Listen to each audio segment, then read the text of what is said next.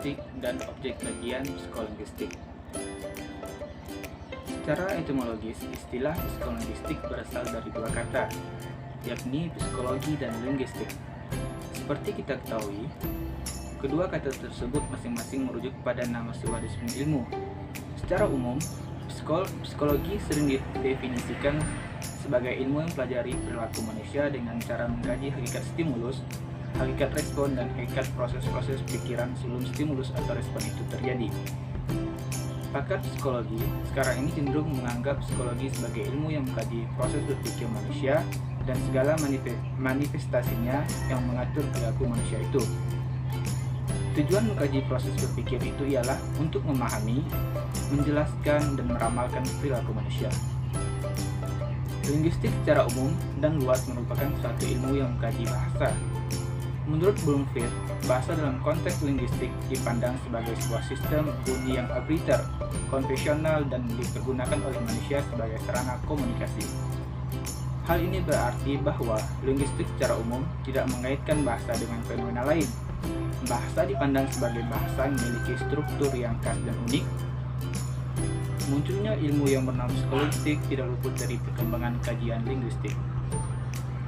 Menurut para ahli tentang psikolinguistik, yang pertama menurut Robert Lado, psikolinguistik adalah pendekatan gabungan melalui psikologi dan linguistik bagi telaah atau studi pengetahuan bahasa, bahasa dalam pemakaian, perubahan bahasa, dan hal-hal ada kaitannya dengan itu, yang tidak begitu mudah tercapai atau didekati melalui salah satu dari kedua ilmu tersebut, secara terpisah atau sendiri-sendiri.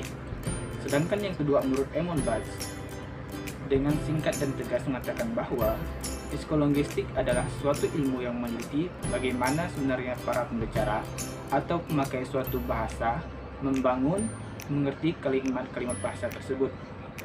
Dan yang ketiga menurut Field, mengemukakan bahwa psikolinguistik merupakan suatu ilmu yang mengeksplorasi hubungan antara pikiran dan bahasa. Baiklah, tadi teman saya sudah menjelaskan pengertian dari psikolinguistik. Sekarang saya akan menjelaskan sejarah tentang psikolinguistik.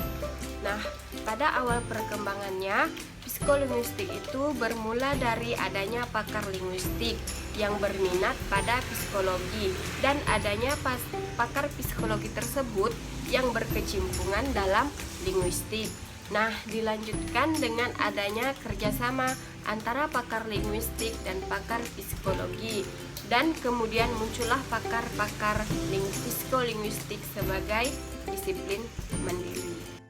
Di sini terdapat kerjasama antara pakar psikologi dan pakar linguistik.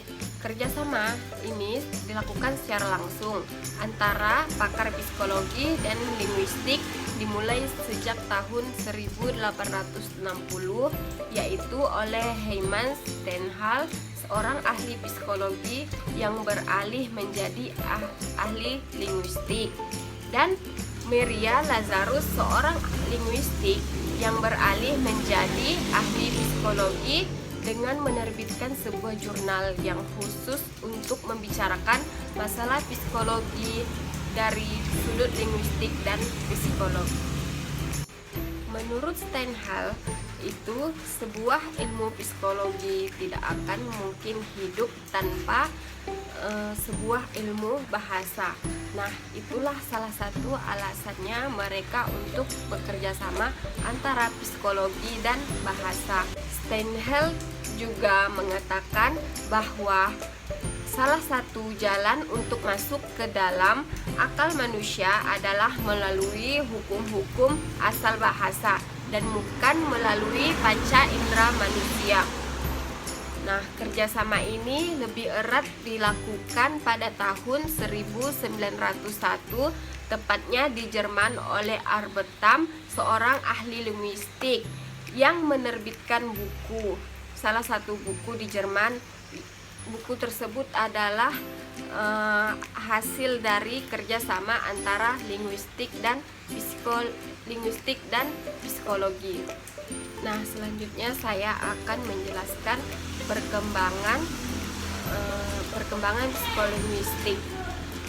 Pada perkembangan disiplin ilmu psikolinguistik, telah merangsang Mehler dan Noizet pada tahun 1974 untuk menuliskan ada 3 generasi dalam perkembangan psikolinguistik.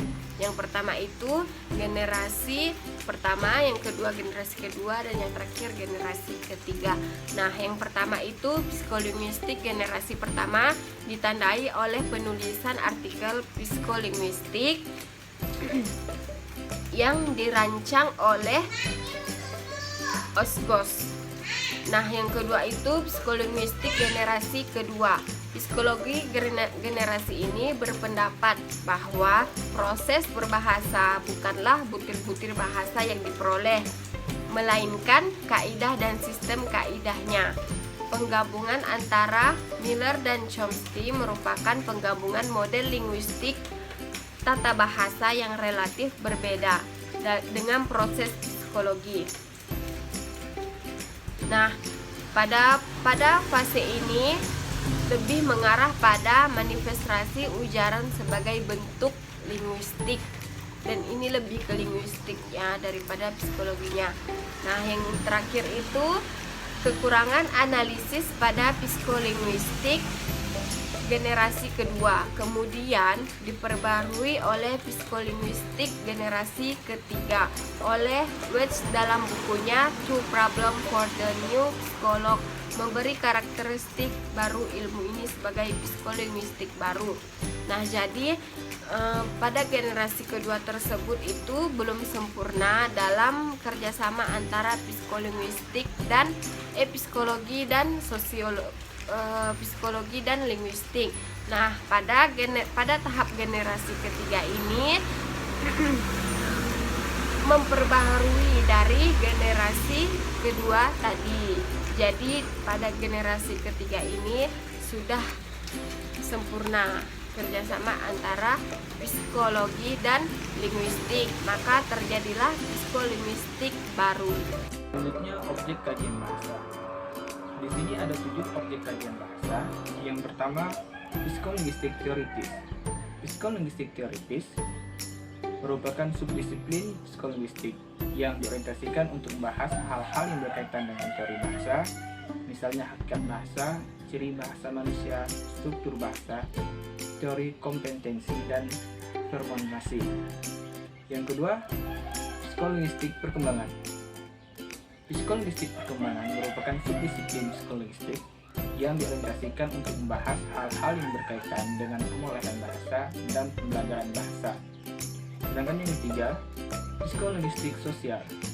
Psikolinguistik sosial merupakan subdisiplin psikolinguistik yang diorientasikan untuk membahas hal-hal yang berkaitan dengan aspek-aspek sosial bahasa, termasuk dalam kajian ini yaitu sikap bahasa, akulturasi bahasa, kelas sosial dalam bahasa, keragam bahasa, dan kinesis. Yang keempat, psikolinguistik pendidikan.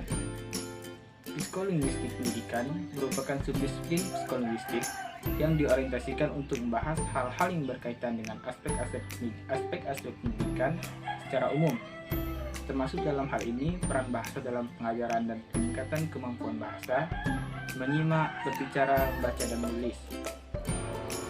Yang kelima, neuropsikolinguistik. Neuropsikolinguistik merupakan subdisiplin psikolinguistik yang diorientasikan untuk membahas hal-hal yang berkaitan dengan hubungan bahasa dan otak manusia. Termasuk dalam hal ini, pemilihan hemisfer yang berkaitan dengan kemampuan bahasa, masalah kebahasaan yang muncul jika terjadi kerusakan bagian tertentu otak, jenis gangguan berbahasa akibat kerusakan otak, literalisasi bahasa, dan plasitas otak. Dan keenam, psikolinguistik eksperimental. Psikolinguistik eksperimental merupakan subdisiplin psikolinguistik yang diorientasikan untuk membahas hal-hal yang berkaitan dengan eksperimen-eksperimen di berbagai bidang yang melibatkan bahasa dan perilaku bahasa. Termasuk dalam hal ini, eksperimen pemberian perlakuan tertentu pada pembelajaran bahasa anak kebutuhan khusus, dan eksperimen sindikasi bahasa untuk meningkatkan kemampuan bahasa pelajar bahasa kedua. Dan yang terakhir, psikolinguistik terapan.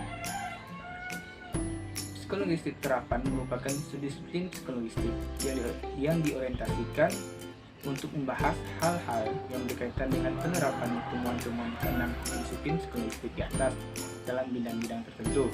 Sebagai contoh, eksperimen sindikasi bahasa untuk meningkatkan kemampuan berbahasa belajar bahasa kedua menghasilkan temuan bahwa dengan sindikasi kemampuan bahasa pembelajar meningkatkan 60%.